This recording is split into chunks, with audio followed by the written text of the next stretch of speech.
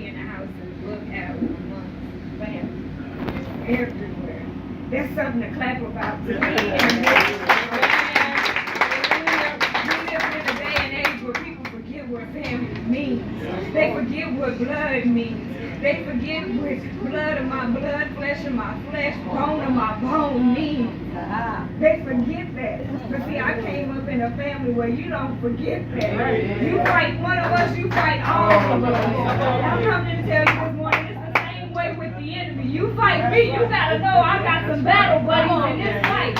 You may knock me down, but let's believe I got an uncle, I got an auntie, I got a grandma who gonna show up in the battle for me.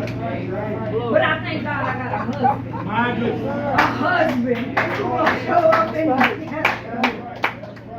This don't got nothing to do with what I'm speaking about this morning. I am so glad to see my family. My dad, I call him my Uncle Eric. He's my cousin, but he always gonna be Uncle Eric to me. Like he said, I'm his Kiki. That's always gonna be my Uncle Eric. And hear those words of encouragement, prayer. Thank you, my first lady, my shepherd. Thank you. Thank you for even allowing me to be in this post. Thank you to my family, friends that came today. Thank you. God knew what I was doing. So I have my baby or my mother. My Aunt Gloria just came in. She hugged me and it was like a hug from the whole family. They all sent me through her. And that was that cleanse that I need. I need that today. Because there is a whole guilt trip that happens in your child right here. What kind of mother leaves a child who's struggling to breathe, who's on machines, who's shaking with medication? How she leave her baby? And not just leave her baby, she make her husband go with her.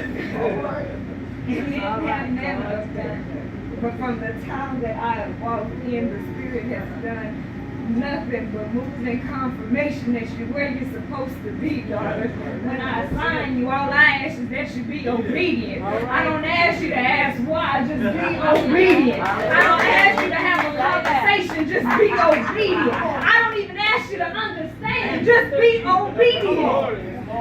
So I'm glad to be in the midst this morning. Y'all should have gave me the mic. I got that excited. This morning, we're going to be coming out of Galatians 6 and 9.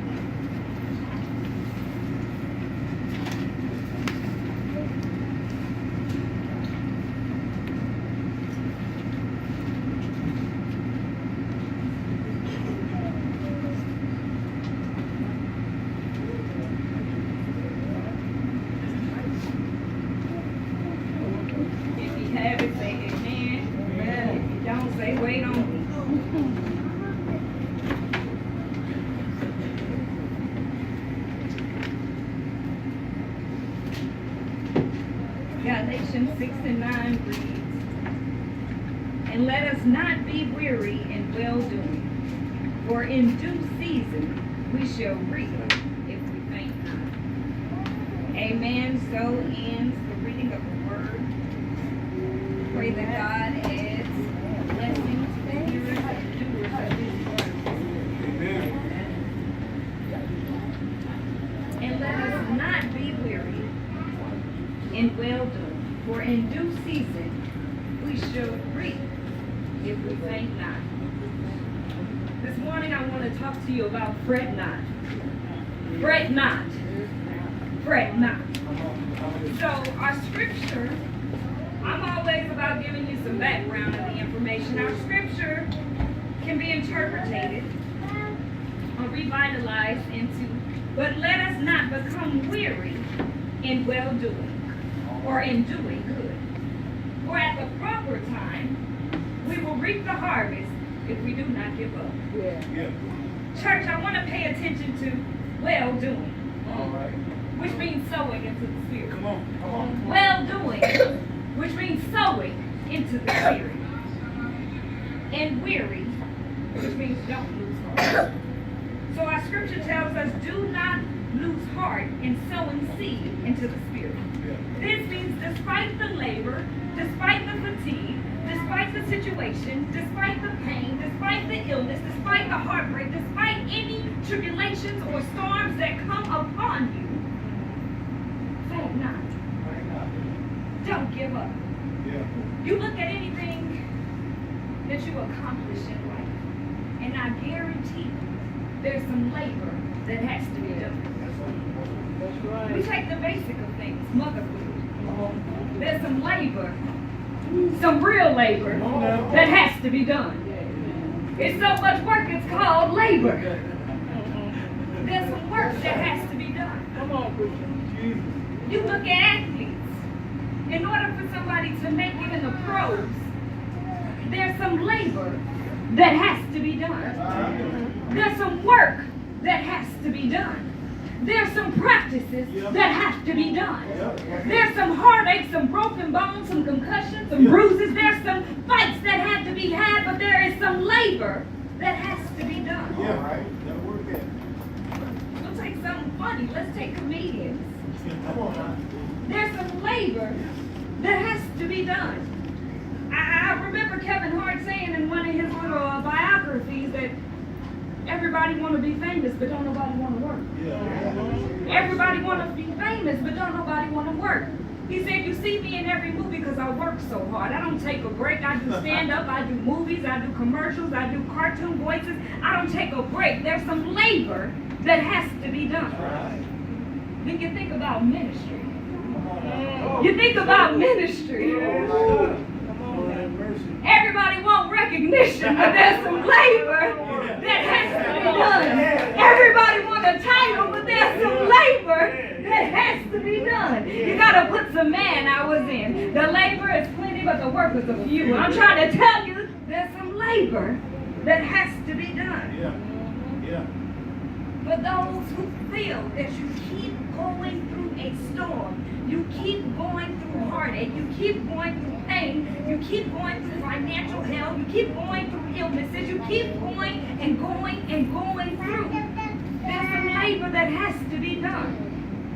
Didn't we say earlier, practice gonna make perfect? Right. You're gonna go through so many storms, you're not even gonna be worried when they say there's a hurricane coming. Baby, I'm not worried, I'm not moved, I'm not driving, I done prepared for this years ago. See, I'm not even fazed by this. See, I prayed for this storm 2 years ago before it manifested. I'm not concerned about the storm. I've been through so many storms, it don't faze me. There's some labor that has to be done. There's going to be perfection in your storm. Matter of fact, you're going to get so good at it, you're going to go chasing the storm. You're one of the weather watchers. I heard there's a tornado happening in Dallas. I got to go chase this storm. It got a blessing with my name on it. I'm looking for the storm. That's how good you're going to be, baby. You scared? Don't worry. I'm going to go get this storm for you.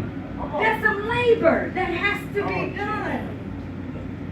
Church, it's important that we do not fall into a sloth-like mentality. That's right. That's right. You can't adopt a mentality of being lukewarm. We weren't made for mediocrity. We don't serve a mediocre God. How you gonna give him mediocre work? How you gonna give him mediocre work? He's a great God. He requires great work. Don't grow tired. He don't want you lukewarm. You're either in this thing or you're out this thing. That's right. Our God is not a God to be played with. That's right. You see, many Christians excuse themselves from doing the work of God. They like to show up and profess it. They like to impress others with what they're doing well, but they deceive themselves. Ain't fooling nobody. They like to come in and show out with a new 3-piece suit. They want to come up here and give you a word. They like to give them a jump and someone wants to be the songstress. But let it not be your day to sing, you got an attitude. Your lip all turned up, you all stink face. Let somebody say, I appreciate you having a word, but we're going to let the other minister bless you. I don't even want to sit in the pulpit no more.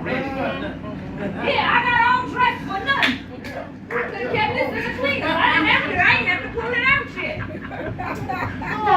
Come on, You want to Kierra. be the pastor and minister, but somebody asks you to pray for him, you snag your neck up. You forget you a pastor, the labor, Deacon Baker, go on and pray for them. I didn't ask Deacon Baker to pray for them. God sent your name for a reason, but you don't want to labor. You don't want to go to the hospital and pray. You don't want to be invited to be an usher because I need somebody to stand in the gap because somebody ain't here. You want to, that ain't my post. That ain't my job. Yes, sir. Yes, sir. The work is plenty. I don't care if I step on some toes. I ain't here to be liked. They didn't like Jesus and he was sinless. I don't care if you don't like me. I'm stepping on my own toes to the pulpit. Lord, you talk to me. We could have had this in private quarters. You don't embarrass me in front of everybody. They find any excuse why not to work.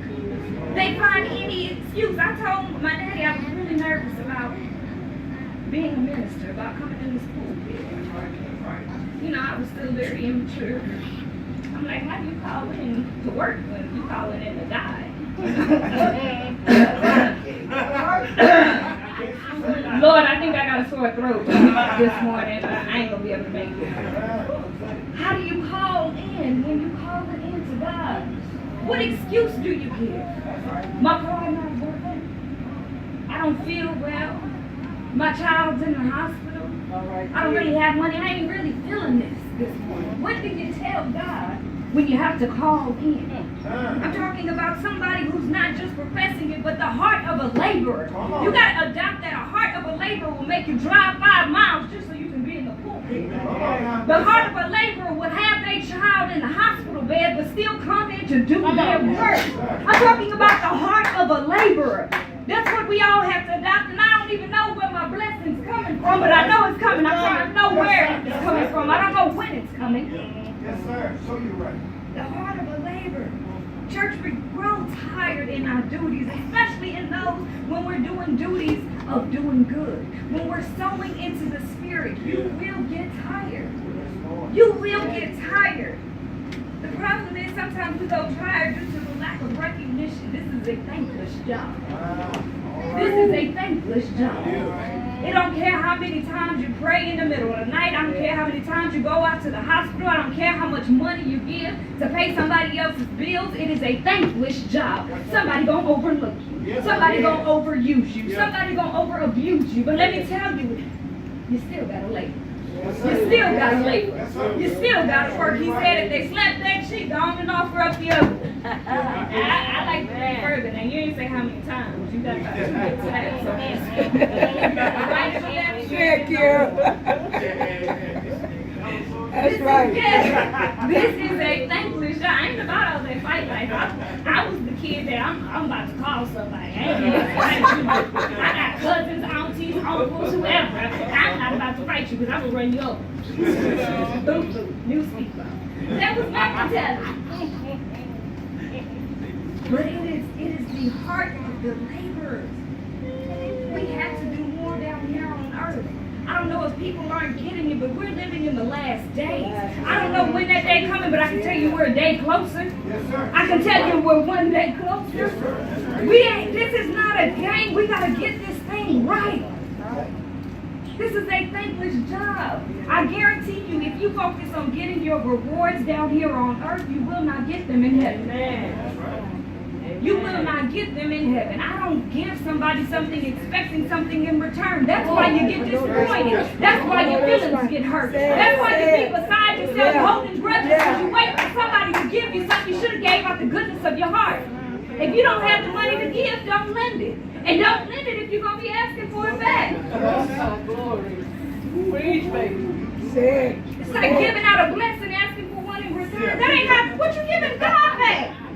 He done gave you your life, your health, your car, your house, your children, your spouse. We just give, take. What are you giving back? But you give somebody $5, you stop talking to them for 4 years.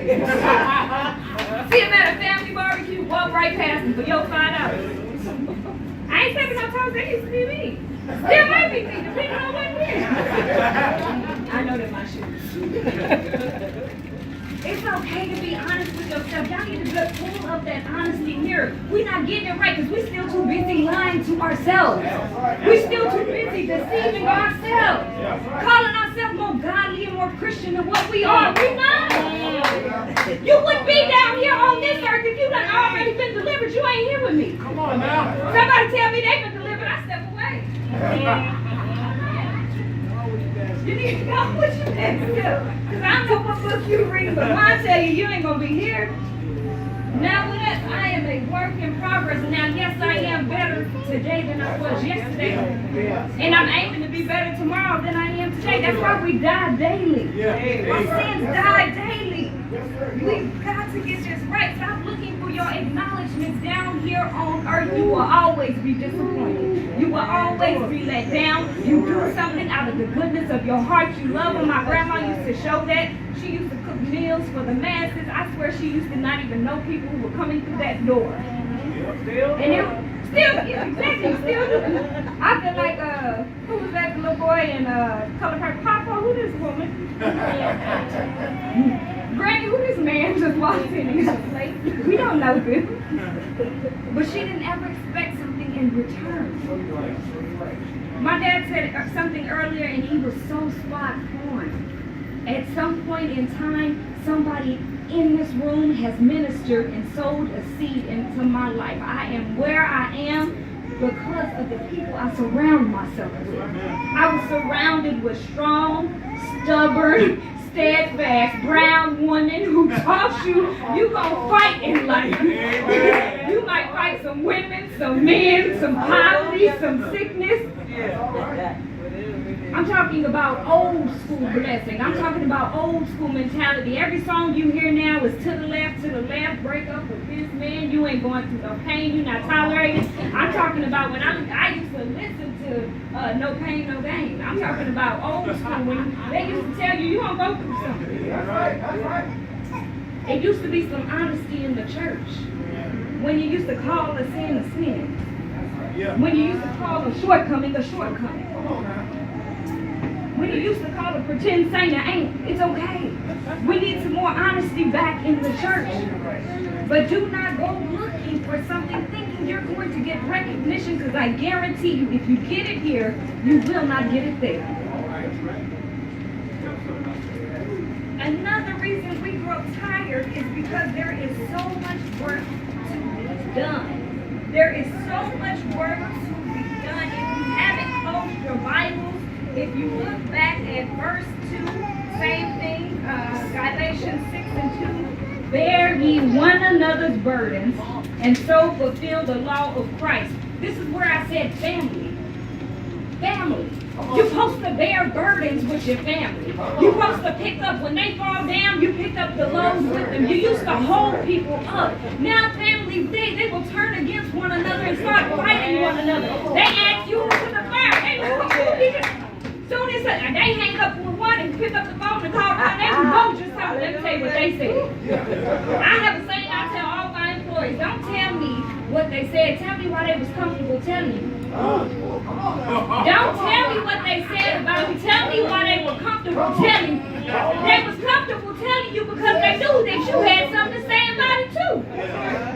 I'm not entertained with the gossip. I want to know why you was the gossipy. Don't come back telling me a message. I say that with my staff. I used to have a sign up that said that. Don't come in here telling me about what another employee had to say about big, bad, mean Kierra. Why did they tell you? Why did they tell you? They knew that you have an ear to hear. Let me tell you that we are supposed to bear one another's burdens. This is why testimony used to happen. That's why I be glad when I come into this church house.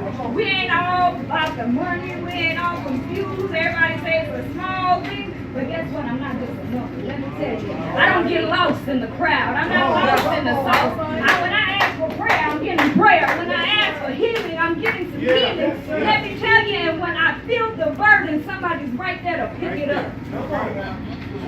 How can I help you? What do you need? What does time need? How can we come? What else do you need? Did you bring clothes? Did you have medicine? Have you ate something today? I'm talking about family members who feel like family.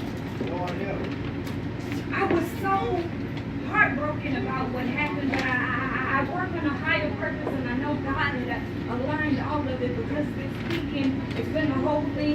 me and my brother have talked about the entire weekend's family. We talked about how we used to be at big raves and how you seen everybody bring a dish, how you seen everybody love on one another. We talked about the good fights. Oh, we talking about when you get out in the street and swallowing, you know, with family members. And then go right back inside to eat. I'm talking about family. I'm talking about family that prays for one another. Yes, Lord. Yes, Lord. Yes, Lord. I'm where I'm at today because I had family that prays for me.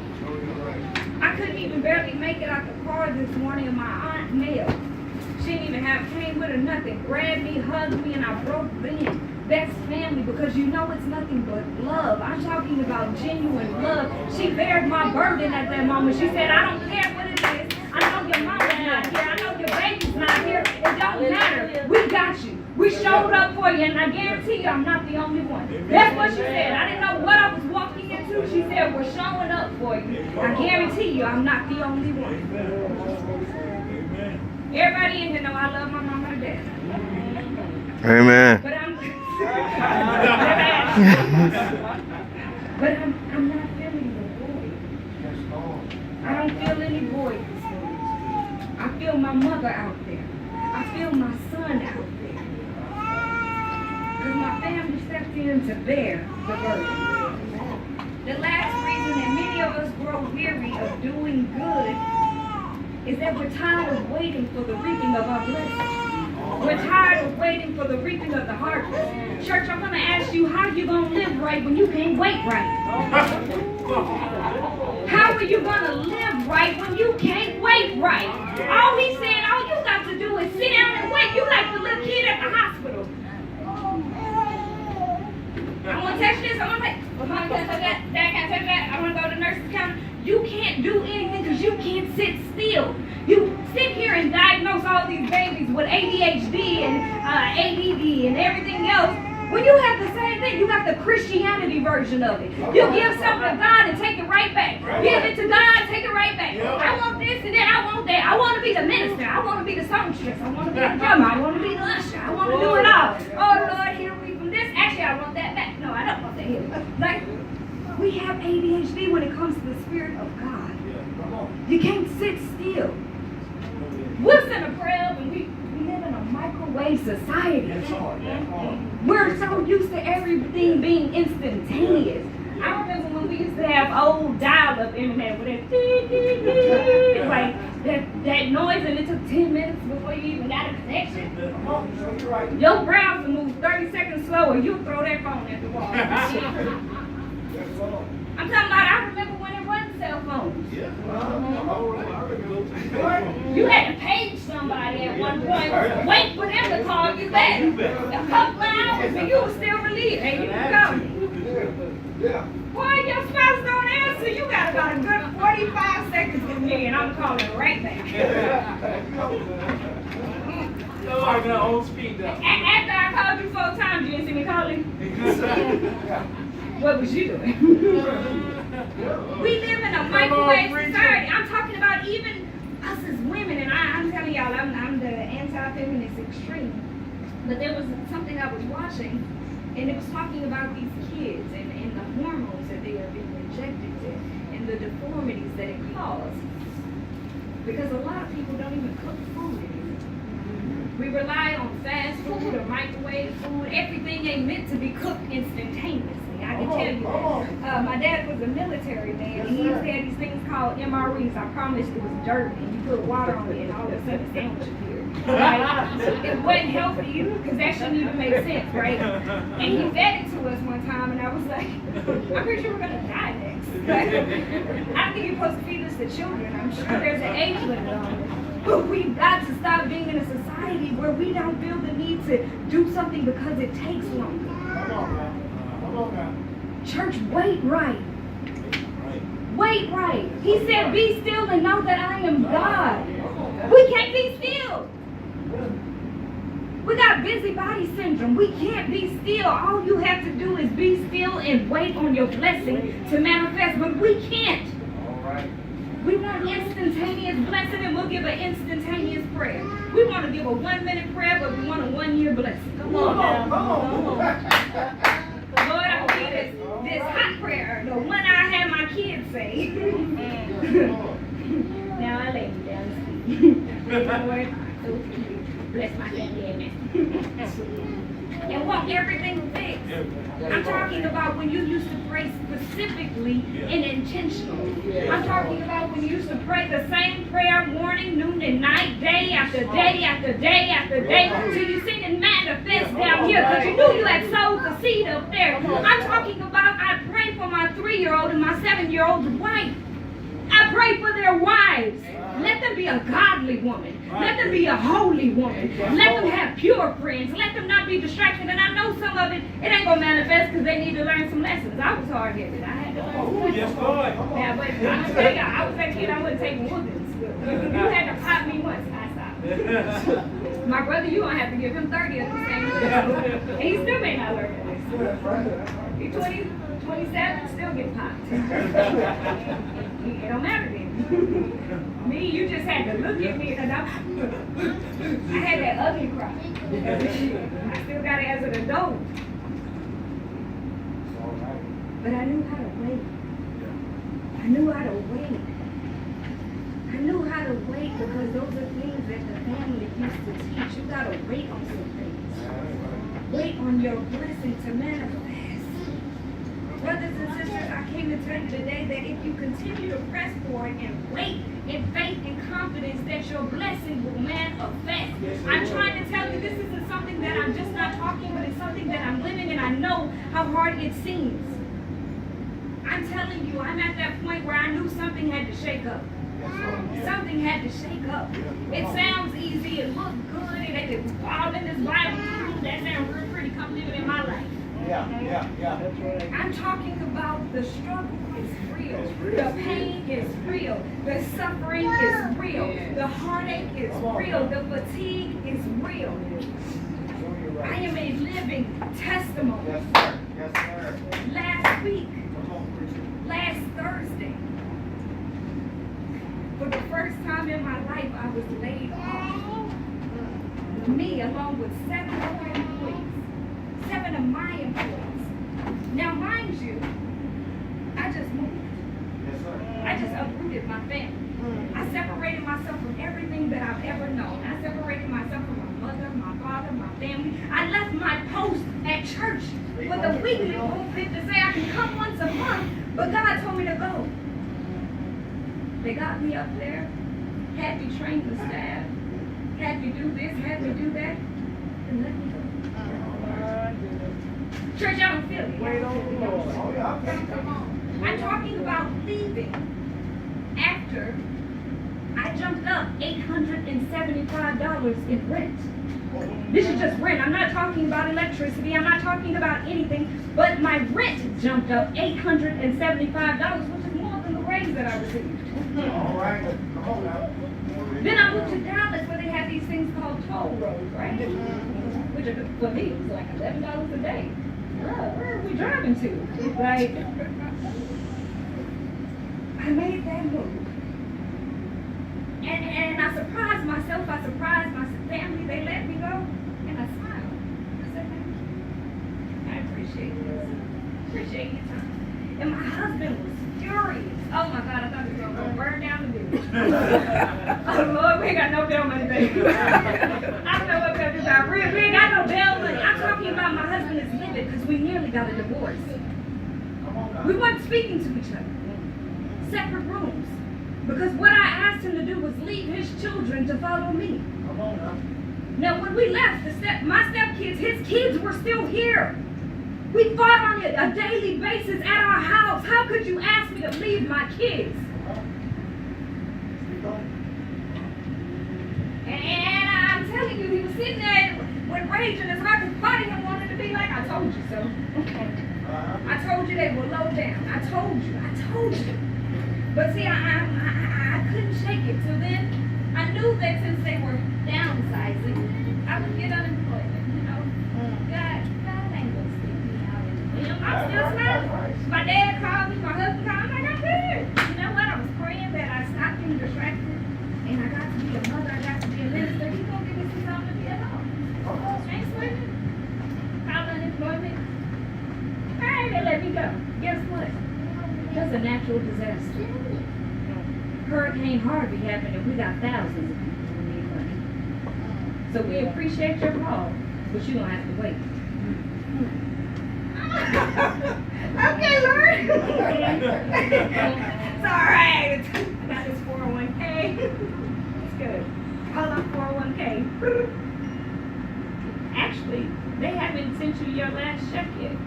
You can apply to even close it out. So after your check, you can call us. You can work on getting it closed out, and then you still gotta wait 30 days. Okay, Lord. My husband, who was supposed to start his job last Monday, gets a call. We don't have to move you back. We're gonna move you back to Wednesday of last week. All right. Actually, Mr. Alderman, we don't have to move you back till Friday. Okay, Lord. We get down here Friday. Actually, we're gonna have to move you next week. Okay. God. I know you think I'm strong. Lord, get down here. My baby has a full-blown asthma. And all the time my child had asthma. Nothing occurred how we did Saturday. My baby got up. He was gray. Couldn't catch his breath. His lips were pale. We got to the hospital. They took him right back. There's 10 people grabbing him, snatching him, taking him out of his clothes, plugging him up to everything. They told me that his oxygen was below the 90s, and anything under 84 can start having brain damage. He was sitting at 88, 89. And my baby could not breathe. There is nothing more terrifying than watching your child struggle to breathe, something we take for granted every single day. Inhale, exhale, but my baby was struggling to do that. Then we get there and they say, oh, you're going to have to stay. I don't know what your doctors was, but you're going to have to stay. So first week, you staying a couple of days. Actually, you're probably going to be hospitalized for at least 5 days. You're going to have to stay. So then they begin pumping my baby with so much medication. They're pumping him at 7 years old with medication that they would give 3 minutes. And my child is sitting there shaking and convulsing because his body cannot handle it. His IVs are dripping at 200, and they tell me that they're normally supposed to drip at 40. And he's screaming. And I'm talking about my